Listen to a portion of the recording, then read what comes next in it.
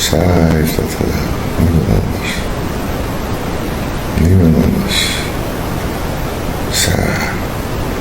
Tob is watching out there.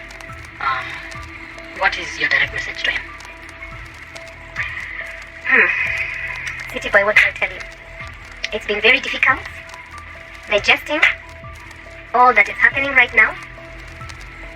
I know what you said when you left, but I would also want to request you, if you can get this message, get in touch as soon as possible. Every other thing we can sort out on the ground. But you need to come home. It's my prayer that you're safe and sound. But it is not going well here. People need to see you. You need to come out and quell this whole tirade of falsehood, of hatred, of accusations, and make it sooner, please, than later. Thank you. The Tob Cohen murder case is one of the most talked about cases in Kenya. The case, which is full of so many twists and turns, including a messy divorce, a missing Dutch millionaire who was found murdered in a septic tank, with his wife and alleged mad friends, including the Court of Appeal judge, Justice Sankalele Kantai, and one Peter Karanja, the ex-husband of Gilgil Member of Parliament, Mother Wangari, being implicated in the murder.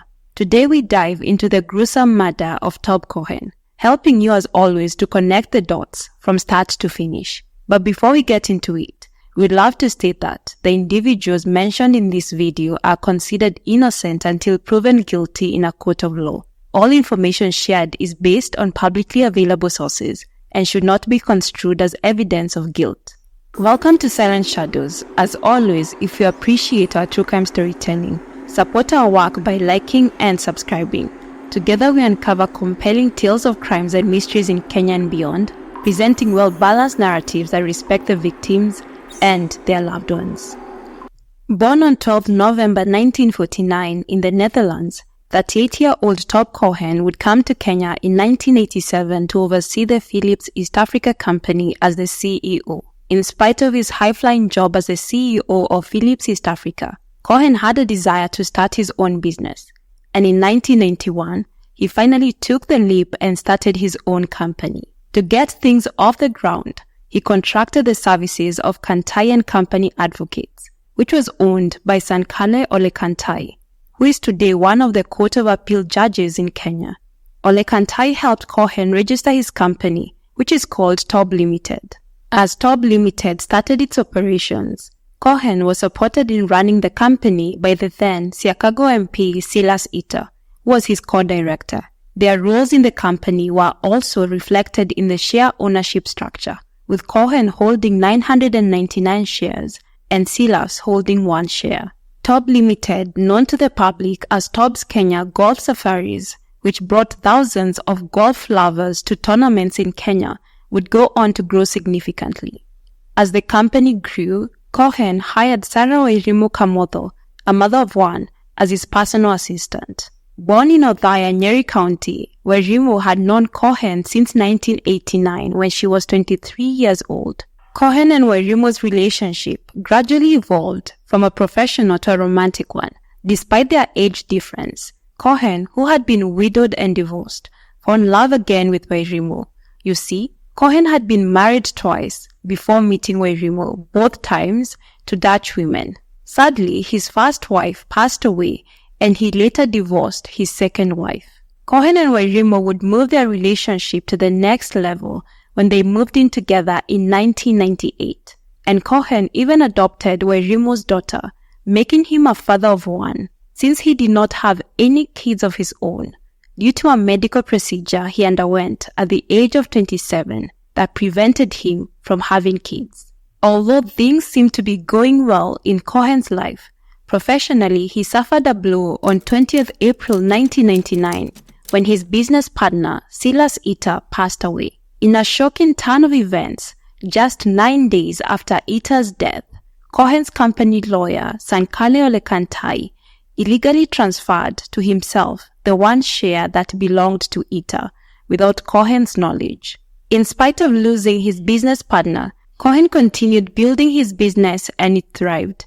Being a smart investor that he was, he used some of the profits he had generated from his business to purchase a prestigious piece of land in Kitisuru on 7th June 2000. This is just one of the many investments Cohen made as the years passed. He continued amassing wealth as his company flourished. What he did not know was that some people very close to him did not have his best interests at heart. On 2nd May 2002, 3 years after Ole Kantai had allegedly transferred Silas's share to himself, he allegedly transferred it to Cohen's wife, Wairimu, still without Cohen's knowledge. Beyond this off-the-books share transfer, Cohen and Wairimu continued to be entangled investments-wise. For instance, in 2007, they began constructing their palatial home on the land Cohen had purchased in Kitisuru in 2000. To protect her interests, Wairimu pushed for the couple to sign an affidavit on 18th May 2007, stating that they jointly owned the property with equal rights. At this time they were signing the affidavit, Cohen and Wairimu were not formally married, but this would change 12 days later, on Wednesday 30th May 2007, when they had their traditional wedding ceremony. However, Cohen's sister, Gabrielle, would later claim, after Cohen was murdered, that her brother had been coerced into the wedding, after Wairimu threatened to have him deported if he refused to have the wedding. Cohen and Wairimu's traditional wedding ceremony went on as planned, and the couple continued to prosper financially both individually and together. They even expanded Tob's Limited in 2016 to include Lotus Care Travel, a company targeted at connecting patients in need of premium medical care to top hospitals in Thailand. Fast forward to 2 years later, 2018 was particularly a hallmark year for Mr. and Mrs. Cohen. They began their biggest project yet, building a hotel which borders the Aberdare Forest in Nyeri County. It was also in 2018 that Cohen's company, Tob Kenya Golf Safaris, beat 9 other African companies to win Africa's Best Golf Operators Tours Award during the 2018 World Golf Tourism Ceremony in Spain. The year only got better for Wairimu and Cohen when their daughter Renee, an overachiever in her own right, a trained aerospace engineer and an entrepreneur who ran a company with her mother selling made-in-Kenya products, had her traditional wedding ceremony at the family home on Saturday, 22nd December 2018. Renee was marrying her long-term Italian partner, and in the high-profile traditional wedding, her parents spared no expense. Among those in attendance at the wedding were Peter Karanja, who was the MC, and Cohen's very close friend, former Gatundu North MP Patrick Muiruri. However, as they say, money can't buy happiness. Despite Wairimu and Cohen's financial success, the couple's marriage was falling apart, with cracks publicly showing during their daughter's wedding. According to Patrick, Cohen took the microphone to greet their guests and in-laws, but Wairimu snatched it from him, refusing to let him speak. Patrick further asserted that Cohen was completely sidelined by his wife during the wedding, and in one of the couple's public confrontations, she told him, "You don't own this home, and you are not wanted here." According to Patrick, Cohen's public humiliation came as a shock, since he had seen Cohen not only adopt Wairimu's daughter, but also provide her with the best things in life, including an education at top schools both locally and abroad. So now, Wairimu gave her side of the story about what transpired during the traditional wedding ceremony in a blog article she wrote on her website, dated 14th August 2019, which was almost a month after her husband disappeared.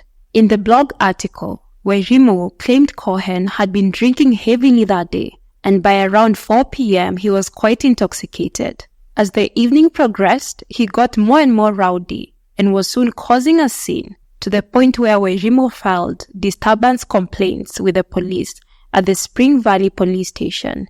In the blog, Wairimu also showed screenshots of WhatsApp conversations of her discussing what happened during the wedding with Cohen's brother Bernard. In the screenshots, Wairimu tells Bernard that his brother Cohen destroyed property, had one of the workers arrested, made another one run away, and he was abusive to the guests. Bernard's reply suggested that this wasn't the first time Cohen had behaved indecorously under the influence of alcohol. Bernard alluded to a previous wedding where Cohen had acted in a similar fashion and reassured Wairimu that she and her daughter could always count on him for support. As the couple said goodbye to 2018 and ushered in the new year, their marriage was broken beyond repair, and Cohen filed for divorce on Monday, 21st January 2019, under a certificate of urgency, meaning he was seeking the courts to expedite the process.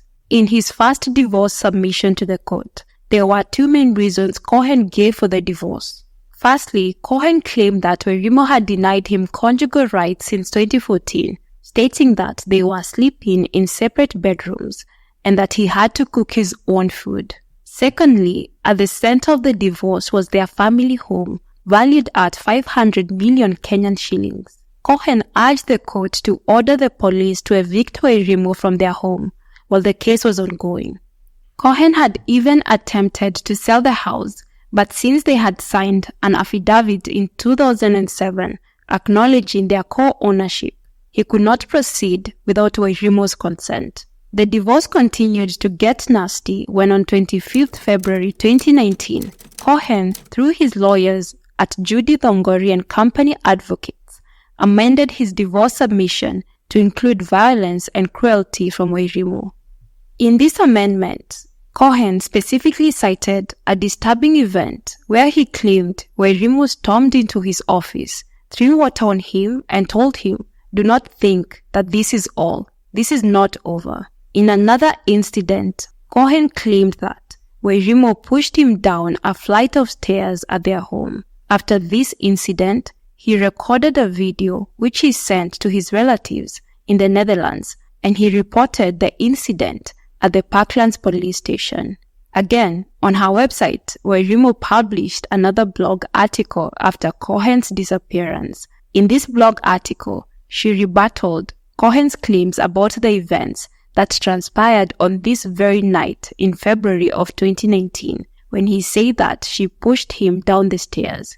According to Wairimu's version of events, Cohen came home highly intoxicated, and he found Wairimu seated outside the veranda. They had a conversation. Then Cohen went into the house and came back outside, and in Wairimu's words, he was more wild and intoxicated than he was when he got home. She then claims he pushed her against the chair and asked, "Why are you divorcing me?" which to her was confusing considering he was the one who had been talking about divorce. She claims he then pushed her to the floor, and this was when the dogs jumped on him and he lost his balance, falling down the stairs. After the events that transpired this night, Wairimu also went and filed charges against Cohen at the Spring Valley police station. So now, note that the couple had charges filed against each other at different police stations. As Wairimu and Cohen's relationship continued to be strained, Wairimu allegedly visited Justice Sankale Ole Kantai in his chambers at the Court of Appeal in Nyeri to seek advice on whether her financial and property interests were safeguarded in the divorce. Subsequently, Wairimu submitted a rejoinder to Cohen's divorce submission. In a sworn affidavit to the court, Wairimu acknowledged that her marriage to Cohen was broken beyond repair. However, she dismissed Cohen's accusations that she was violent towards him and denied him conjugal rights. Instead, she claimed that Cohen was the one who often became intoxicated and abusive. On Cohen's request to the court to order Wairimu's eviction from their house, Wairimu claimed that he was attempting to evict her from their matrimonial home to make space for other women, since in a previous incident he had brought a woman to their matrimonial bed. Things continued to escalate amidst the divorce proceedings when in April of 2019, Cohen sought to update his company's records with the Registrar of Companies. During this process, to his dismay, Cohen discovered the fraudulent transfer of Silas Ita's share in his company, Tob Limited, to Justice Sankale Kantai and then to his wife, Wairimu. Naturally, before making any updates, Cohen looked to first query this transfer of the share, and the Registrar of Companies requested that Cohen provide them with the necessary documents to ascertain that the transfer of the share was done without his knowledge. It is evident that Cohen was trying to protect himself as much as possible ahead of his divorce. And something else he did in the same month, specifically 30th April 2019, was he went to his lawyer, Chege Kirundi, and wrote his will, leaving nothing to his wife and adopted daughter. According to his sister Gabrielle, after writing the will, Cohen sent an email to her, saying in part, "If Sarah kills me now, the will is at my friend and lawyer Chege Kirundi's safe." As you can imagine, the fact that Cohen found out the one share had been transferred first to Ole Kantai, then to Wairimu without his knowledge, caused further rift between him and his wife, to the extent that Cohen feared for his life. In fact, Cohen feared for his life to the extent that, through his lawyer Danstan Omari, he wrote his first letter to the Director of Public Prosecutions, Nordin Haji, expressing that he felt his life was in danger and requesting for their intervention. Additionally, due to the strain in his marriage, Cohen did not attend his daughter's white wedding in Italy in June of 2019. In Cohen's absence, Wairimu, as the mother of the bride, was in good company. You see, in preparation for the wedding, Wairimu left Kenya on 25th May 2019 and was later joined in Italy by the one and only Justice Sankale Ole Kantai on 5th June 2019. They attended the wedding as planned on 8th June 2019, and Ole Kantai returned to Kenya 2 days later on 10th June 2019. Wairimu stayed behind for a few weeks and returned to Kenya on 7th July 2019. And when she landed at the Jomo Kenyatta International Airport, she called Justice Sankale Ole Kantai a few minutes past 11 p.m. 5 days after Wairimu's return, Cohen's lawyer Danstan Omari sent another letter to the Director of Public Prosecutions, Nordin Haji, on Friday, 12th July 2019. This was just a week before Cohen disappeared. In the letter, which also included a copy to the Inspector General of Police, Cohen claimed in part that Wairimu was receiving protection from senior police officers and she was colluding with police in Westlands to falsely charge him with assault, which could have resulted in his deportation and loss of property. Cohen also shared these concerns with his close friend, former Gatondo North MP Patrick, and his relatives in the Netherlands, including his sister Gabrielle. The situation was so dire that he made an agreement with Gabrielle to call her twice a day just to let her know that he was alive. Sadly, Cohen would not live to see the end of July of 2019. On Wednesday, 17th July 2019, the Registrar of Companies sent a reminder to Cohen, asking him to furnish them with the necessary documents querying the share transfer. Between this time, 17th July 2019, and when Cohen presumably went missing on 20th July 2019, the police later established that there was increased communication between Wairimu and Ole Kantai. One theory the police postulated was that this increased communication between Wairimu and Ole Kantai was because they feared that Cohen would blow the lid open on their involvement in the fraudulent share transfer.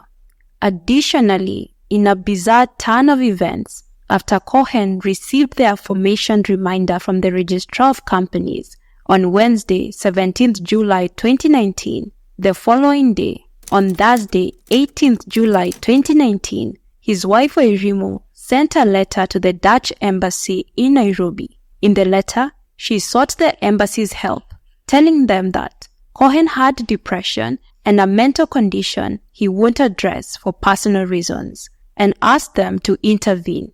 This was just the tip of the iceberg on the dramatic events that happened hours leading to Cohen's death.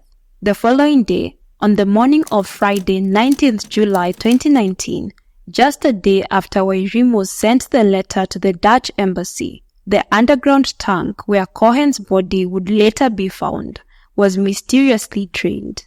Also, that same morning, Wairimu was in constant communication with Peter Karanja, the guy who had been the MC at her daughter's traditional wedding. Coincidentally, Karanja was also going through a bitter divorce with his wife, Mother Wangari, the MP of Gilgil, and there were claims of a romantic relationship between him and Wairimu. During one of their calls that morning, Karanja claimed that he and Wairimu were discussing business. However, the investigators believed there was more to the conversation, as Wairimu also sent him text messages with links to news articles about Cohen writing a letter to the DPP and the Inspector General of Police, citing that his life was in danger. After these phone conversations, Karanja, who was in Gilgil, headed to Nairobi, which was a 2.5-hour drive, but along the way, he picked up a man in Naivasha. Once in Nairobi, the two men met with Wairimu for lunch in Westlands, and after they had their lunch, Wairimu left around 2:30 p.m. On the other side of town, Cohen was at the Parklands police station, following up on the assault charges he had filed against his wife back in February. This is when she had allegedly thrown him down the stairs. Cohen would return to the home he shared with Wairimu, accompanied by police officers, and to avoid arrest, Wairimu locked herself in the bedroom and called Spring Valley Police. Remember, this is the police station where she had filed charges against Cohen after the stairs incident. Wairimu also made 2 phone calls to Justice Sankale Ole Kantai, one at 4:34 p.m. and another at 4:37 p.m., letting him know about the situation at the house. The Spring Valley Police took their time to get to the house, and they arrived after the Parklands police officers had left, and they advised both Cohen and Wairimu to appear in court the following Monday, 22nd July 2019, since they had both filed assault charges against each other. Wairimu not only called the police and Ole Kantai, but she also reached out to Karanja, who at that time was at Uthiru driving back to Gilgil with his friend. Wairimu told Karanja her life was in danger, which prompted him to turn around and head to the Cohen family home. When Karanja arrived at the home, the police from Spring Valley Police Station had already left, and he found Cohen visibly upset, and shortly thereafter, Cohen left in his white Mercedes and drove to Muthaiga Golf Club to cool off by having a drink. For Karanja, after ensuring that everything was okay and that Wairimu was not in danger, he left Cohen's residence with his friend.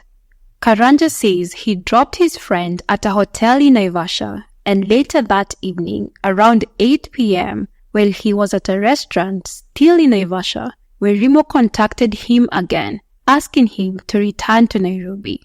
Without wasting any time, Karanja headed back to Nairobi for the second time that day. Karanja claimed he arrived in Nairobi at around 10:30 p.m., but instead of going directly to meet Wairimu, he first went to Parklands Sports Club, where he parked his car, grabbed his laptop bag, and took a taxi to Cohen's house.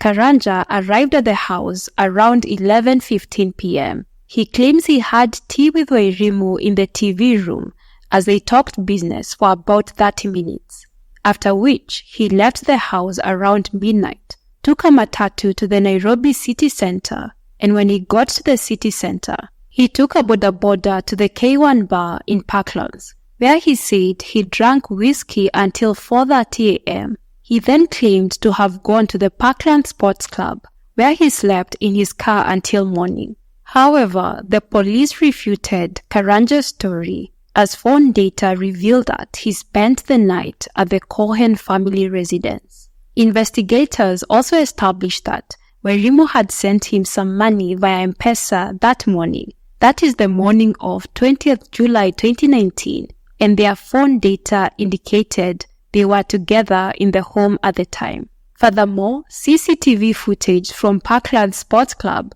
failed to show Karanja returning to the sports club at the time he claimed he went there and slept in his car. On the same night when Karanja and Wairimu claimed to have had a business meeting at the Cohen family home, Tob Cohen was at the Muthaiga Sports Club. Investigators believe Wairimu was keeping tabs on Cohen through her best friend, who was also at the sports club, since the said best friend called Wairimu several times that night.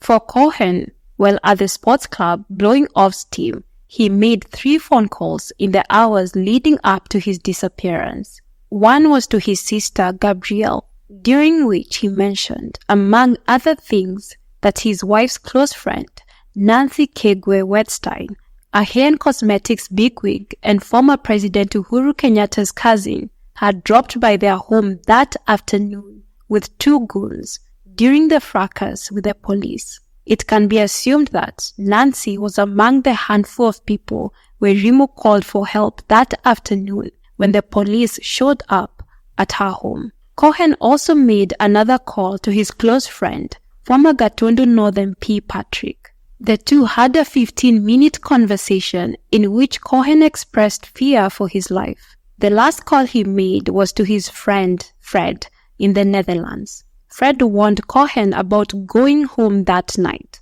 but Cohen insisted he would be fine. Tragically, this was the last time Cohen's loved ones would ever hear from him. As daybreak came, on the morning of Saturday 20th July 2019, back in the Netherlands, Cohen's sister Gabrielle became concerned when he did not call her to let her know he was well. This made Gabrielle feel that something was off, and she reported to the Dutch police that her brother might be in danger. Back in Kenya, something odd happened that same day. 2 letters, allegedly from Tob Cohen, were sent by Wairimu to his lawyers. One letter was sent to Cohen's divorce lawyer Judy Thongori, withdrawing the divorce. This letter said, "Dear Judy, after a long discussion with my wife and family today, I wish to withdraw and cancel the divorce case proceedings with immediate effect. My medical state and wrong advice from friends and other lawyers and activists made me vindictive towards her. Sarah would never hurt anyone, and she stood for the truth, which I did not want to see. Because of my bitterness and poor judgment, I have hurt and created a lot of damage to her and the entire family. I was wrong. I will seek medical attention immediately so as to make amends with my family. Thank you for respecting my wishes. Kind regards, Tob Cohen." The second letter was sent to Dunstan Omari. In the letter, Cohen was allegedly withdrawing the assault case against his wife. Later that evening, Wairimu sent Karanja a message which investigators found suspicious, asking if his hand was okay, to which he replied that it was improving. The events of this day, Saturday, 20th July 2019, remain one of the most bone-chilling mysteries in this case, since the police suspected Cohen did not write the letters, and it's still unclear how Karanja injured his hand. 2 days later, on Monday, 22nd July 2019, Wairimu reported her husband, Tob Cohen, as missing at the Kilimani police station. Interestingly, she did not report the disappearance at either the 2 police stations closest to their home, that is Parklands and Spring Valley police stations, where the police were aware of the couple's domestic issues. By 25th July 2019, Tob Cohen had been missing for 5 days, and the Dutch police in the Netherlands were determined to uncover his whereabouts. Consequently, they contacted the Dutch embassy in Nairobi, prompting the embassy to summon Wairimu for questioning. When they asked her about Cohen's whereabouts, she told the embassy officials that her husband had gone to Bangkok in Thailand for medical treatment. However, the embassy officials were unsatisfied with her explanation, as Cohen's friends and relatives reported that his health was fine. This led the Dutch embassy officials to reach out to the DCI for further investigation, as the DCI were getting started on investigating Cohen's disappearance. Justice Nkane Kantai and Wairimu were planning to link up in Kisumu. On the day they were planning to meet, that is 28th July 2019, the judge bought Wairimu the flight ticket to Kisumu, and the two exchanged a couple of affectionate messages. In part, the messages read as follows. In one of the messages, the judge told Wairimu, "Good morning. Driver left 5 minutes ago. He's coming for you." To which Wairimu replied, "Okay, love." The judge went to tell Wairimu, "Pack mosquito repellent if you have." To which she responded, "Done." After a few minutes, Wairimu texted him again, saying, "Hi, driver has picked." When she got at Wilson Airport, she texted him saying, "Did you get medicated? Or shall I pick something en route once landed? We are boarding now." To which the judge replied, "I have a cough syrup and lozenges." And he also added, "There is no steam bath here." Wairimu responded, "Hi, Han, I have checked in, and now the long wait to boarding." The judge then responded, "See you soon," and added a kiss and a classic love heart emoji. Later that day, Wairimu got to Acacia Premier Hotel in Kisumu, where the judge was attending a conference, and the two stayed in room 405. Unexpectedly, their getaway would be cut short on Tuesday, 30th July 2019, when Wairimu received a call at around 4:30 p.m. from the DCI, summoning her to the Kilimani police station to give a statement regarding her husband's disappearance. Ole Kantai then arranged Wairimu's flight out of Kisumu, and she left the same day. Upon arriving in Nairobi, Wairimu continued communicating with Ole Kantai, even sending him links to media reports on Cohen's disappearance. The next day, she went to Kilimani police station to record her statement, and after she was done, she requested a soft copy of the statement. As the investigation continued, Wairimu would meet up with Ole Kantai just a few days after recording the statement. Specifically, she would meet with him on Saturday, 3rd August 2019, when Ole Kantai returned to Nairobi from Kisumu. The two met at the Landing Club in Gong Hills. Ole Kantai was not the only person Wairimu was in touch with that day. She was also in touch with Karanja, and she allegedly advised him to turn off his two phones and purchase a Mulikamwizi phone, which means a very basic mobile phone whose functions are only to make or receive calls and text messages, since the police were closing in on him. The following day, on Sunday, 4th August 2019, Wairimu allegedly emailed the judge her initial police statement, allegedly asking him to review it and make the necessary changes. After he had heeded to her request and reverted with a revised police statement, she submitted it to the police. So you might be curious to know, what blow-by-blow account of events did Wairimu give? Well, according to her account of events, which she also shared with reporters, is that Cohen woke up on the morning of Saturday, 20th July 2019, had a glass of milk, went outside to smoke, and then joined Wairimu in the kitchen. Wairimu claimed Cohen told her he was tired of the lawyers assisting him with the divorce because they kept asking him for money, and she advised him to find new lawyers, something he was not open to. After the conversation, Wairimu said Cohen went to their home office since he had some work to do, and he emerged a few hours later with 2 letters. He gave Wairimu the 2 letters and asked her to send them out the coming Monday, that is 22nd July 2019. These letters were the letters she sent to Cohen's lawyers, withdrawing the assault case he had filed against her and discontinuing the divorce proceedings. Wairimu further maintained that Cohen was dressed in his usual casual wear, denim pants, and a blue jacket, and he had a small bag at hand. She further noted he told her he was leaving for a few days, taking a break to go seek medical help in Bangkok, Thailand. Wairimu further alleged that he offered to book her husband a flight and accommodation, but everything had already been taken care of by the medical travel arm of their company, Lotus Care Travel.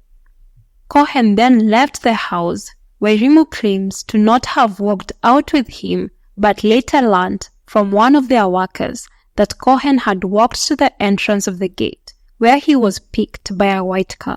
She further asserted she had no knowledge of who was driving the car, but she assumed the car was a taxi. What stood out in this account of events was where Rimu theorized that the taxi might have been involved in her husband's disappearance by saying that Cohen always took taxis or Ubers, something she warned him against, and often suggested to him that he uses a regular driver, someone he knows and can trust. But Cohen did not heed to her advice. After Wairimu had shared this account of events with the police, they obviously checked immigration records, and they found no evidence of Cohen leaving the country. With these gaps in Wairimu's story, and Cohen's relatives and friends being vocal in the media about the businessman's disappearance and their suspicions that his wife had something to do with it, Wairimu sought to further distance herself from the allegations. In an effort to clear her name, it was during this time that she took to her website, which we mentioned previously, to tell her side of the story. The website has since been taken down, but we were able to access it through the Wayback Machine. On the website's homepage, Wairimu claimed she was using the website to tell her truth amidst criticism she faced in the news and online. In another section of the website, she dispelled what she called myths about Tob, stating that he was not a billionaire as the news reported, and he was not a peaceful man, and he was prone to fits of rage. She also accused him of being unfaithful in their marriage, claiming he would bring women to their matrimonial bed. Additionally, she dismissed the claim that Cohen was in a bad marriage, explaining that Cohen often and openly shared that he was in a peaceful and happy relationship, and that the narrative that he was in a toxic marriage was spread by his lawyers and sister with the goal of disinheriting her. On the website, she also published 3 blogs, as mentioned previously. In one blog, she painted the picture that Cohen had violent and erratic tendencies, and she even shared letters where Cohen's membership at Windsor Golf Club was terminated in 2006 for violent conduct, and he was also suspended from Odaiga Golf Club for similar reasons in 2013. Most notably, in one of her other blogs on the website, she refuted claims by the Nation newspaper that she replaced the CCTV cameras in their home shortly after Cohen's disappearance by saying, "Since Tob and I built our house, I have insisted for years that he installs CCTV cameras. However, he never did. Our home has never had CCTV cameras. Following his disappearance, I felt compelled to install them myself. Evidence of this new installation exists, and I am ready to challenge any claim that we had CCTV cameras before that August 2019. Lastly, on the website, she also urged the public to continue searching for Cohen while respecting their privacy. This was her final entry before the website was taken down, presumably on the advice of her lawyers. Finally, there was a breakthrough in the case when investigators interviewed 2 workers from the Cohen household. The 2 workers' stories were very similar to Wairimu's, stating that Cohen had left the house on Saturday, 20th July 2019 at around 2 p.m. with a briefcase and was picked up by a white car. However, according to the police, the workers' stories did not add up. The plot would continue to thicken when the police looked at the geolocation data from their phones, and they determined that one of the workers did not work weekends, and as such, this worker was not at Cohen's house when they said they saw him leave. The second worker, who lived in Kayole, had been fired by Cohen months earlier, but on the material day, 20th July 2019, they were summoned to the house by Wairimu. But here is the interesting thing. The police determined that this worker got to Cohen's house at 3 p.m., which meant they were not at the home when they claimed to have seen Cohen leave. When the police confronted them with this evidence, the workers allegedly admitted that they had been coached by their madam on what to say. This led to Wairimu's arrest on Wednesday, 28 August 2019, and she quickly hired top criminal lawyer Philip Murgo, coincidentally his wife, Lady Justice Agnes Murgo, like Justice Sankaleola Kantai, is also a Court of Appeal judge. Philip Murgo was able to obtain a court order preventing police from questioning her while she was in custody. This made the police hit a roadblock in finding Cohen, but they finally had a big break in the case when Karanja, who had been arrested on Tuesday, 10th September 2019, a few days after Wairimu's arrest, revealed crucial information to the police that would turn the case from that of a missing person to a murder case. 3 days after Karanja's arrest, that is on Friday 13 September 2019, as the police were preparing to take him to court for his arraignment, he allegedly disclosed to them where Cohen was. Later that same day, police arrived at Cohen's home and found his body in an underground water tank, sealed with concrete and covered with sticks. When his body was retrieved from the tank, Cohen was found blindfolded, with his hands and feet tied and a rope around his neck, wrapped in a blanket. To establish how he died, an autopsy was conducted at Chiromo Mortuary 5 days later, on Wednesday, 18th September 2019, in the presence of his widow Wairimu, his sister Gabrielle, and the investigating officers. The autopsy revealed that Cohen had died from severe head trauma caused by a blunt object. The autopsy findings further suggested Cohen had been tortured, as several of his bones were broken and he had multiple bruises on his body. After the autopsy was completed, Cohen's burial plans by his relatives were underway, and in spite of initial wrangles between Wairimu and Cohen's relatives on whether she should be allowed to attend his burial, Cohen's relatives and Wairimu finally agreed that she would be attending her husband's burial. On 23rd September 2019, the High Court ruled that Wairimu was allowed to attend Cohen's burial and she was to be escorted to the burial by the commanding officer at Langata Women's Prison. This was the first time ever in the Republic of Kenya where a murder case suspect held in prison had been allowed by the courts to attend the burial of the victim they had been accused of killing. The following day, Tuesday, 24th September 2019, as Tob Cohen was being laid to rest, Wairimu, his widow, was in attendance. She laid flowers on her late husband's grave and made a small speech, saying in part she was not afraid of anyone and she was ready to fight the murder charges. Not scared of anybody. One thing Tob taught me is not to take no for an answer. So even in this, I'm going to fight. And even as we stand here, many of the ones who are responsible for Tob's death here in sheep's skin, believe you me, your days are also numbered. It's been painful, but I'm glad that Jacob, you remain a friend and you will see him through. I cannot talk about the legal counsel. Thank you, Muthaiga, for coming out. I've seen a few friends here and there. Your family members who are purporting and even pretending to be family members. But yours is another story. But I just want to say thank you also to the prison authorities and all the other ones who have been able to let me come to bury my husband. So I was not a secret. Everybody knows Sarah. I am known as Sarah Tob. And now more so, everybody knows all my names. And I'm glad that you realize I am Sarah Cohen. So let that be very clear. I thank you all. And Jacob, thank you so much for giving him the right send-off. Thank you. As Cohen's burial concluded, attention quickly turned to the murder case against Wairimu and Karanja.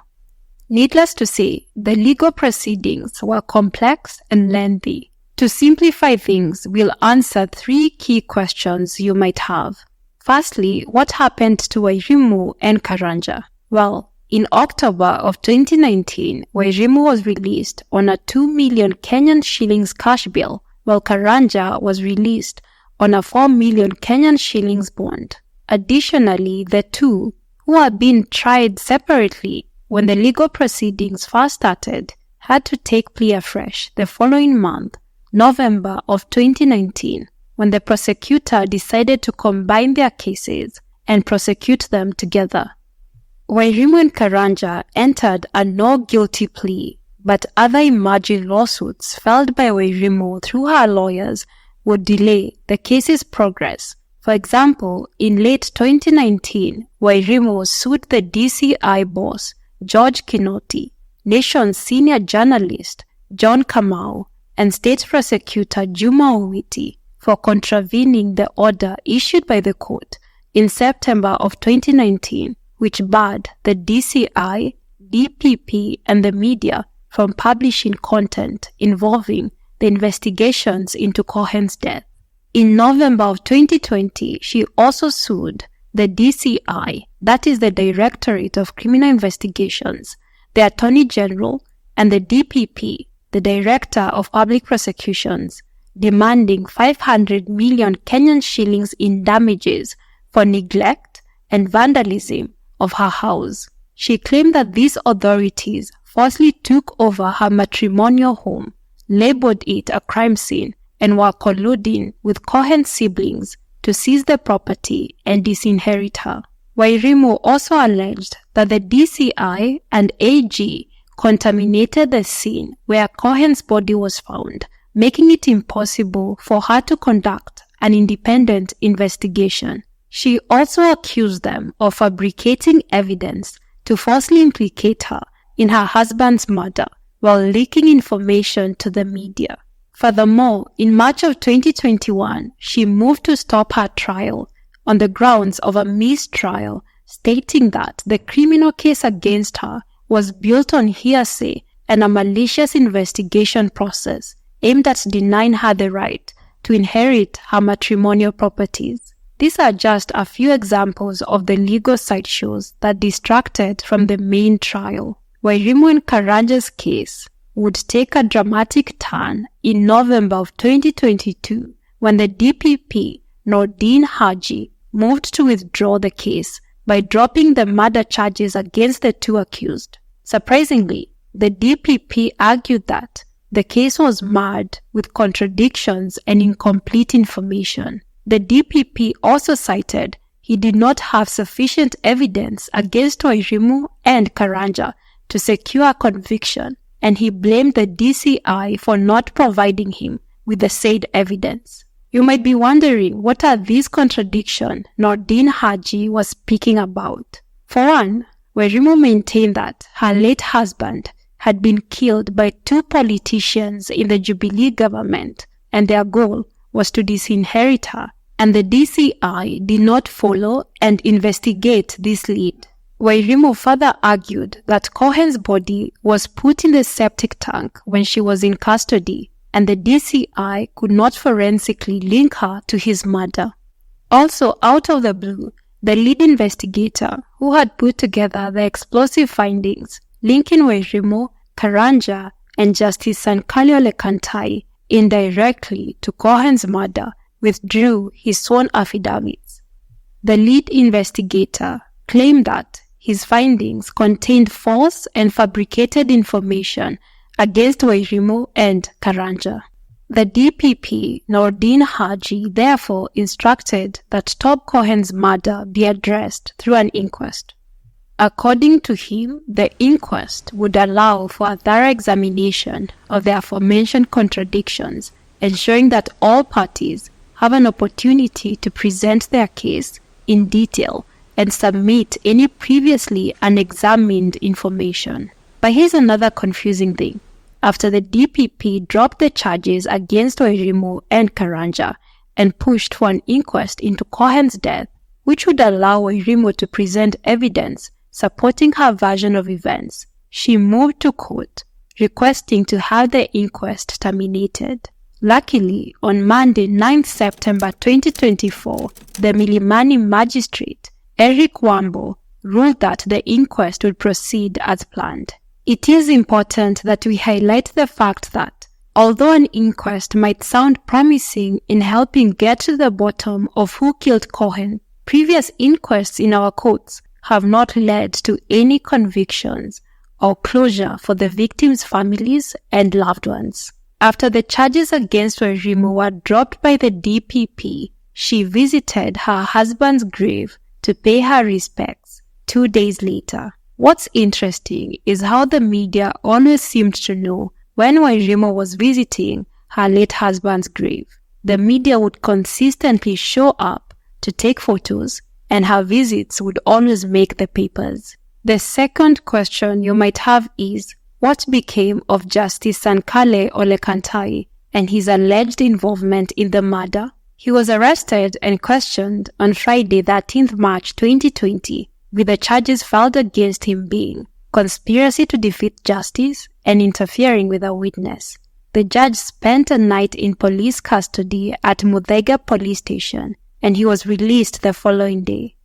Things took a turn in August of 2021 when he sued the police for arresting and linking him to Cohen's murder without any evidence, which was damaging to his reputation.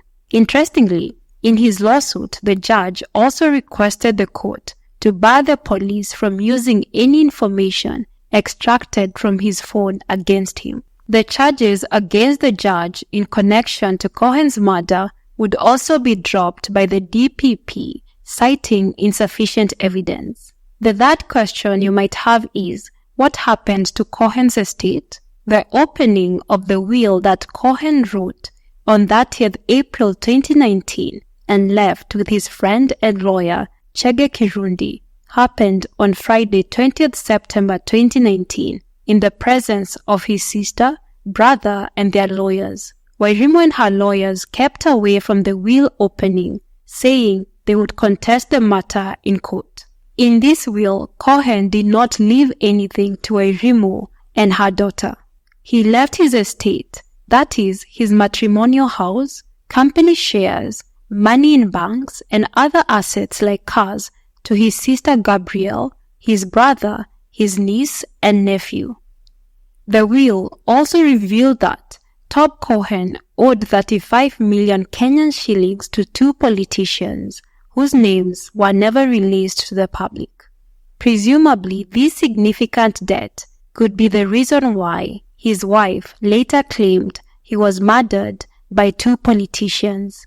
After the reading of this will, Wairimu moved to court to claim that the said will was forged, and she tabled another will in court, which was dated 8th June 2018. In this will, Wairimu was bequeathed most of Cohen's assets, coming to a total of around 400 million Kenyan shillings, and she was also named the sole executor of his will. There is no publicly available information on what happened next. It could be the case is still ongoing, or the parties sought to settle their differences out of court. This case is indeed complex, with so many questions, twists and turns. We truly hope that one day justice will be served. We extend our heartfelt condolences to the family and friends of Tob Cohen. May his soul continue to rest in eternal peace. Thank you for joining us today. If you appreciated this video, please give it a thumbs up. And don't forget to subscribe to our channel to be notified when the next video is up. Until then, take care, stay safe, and always trust your gut.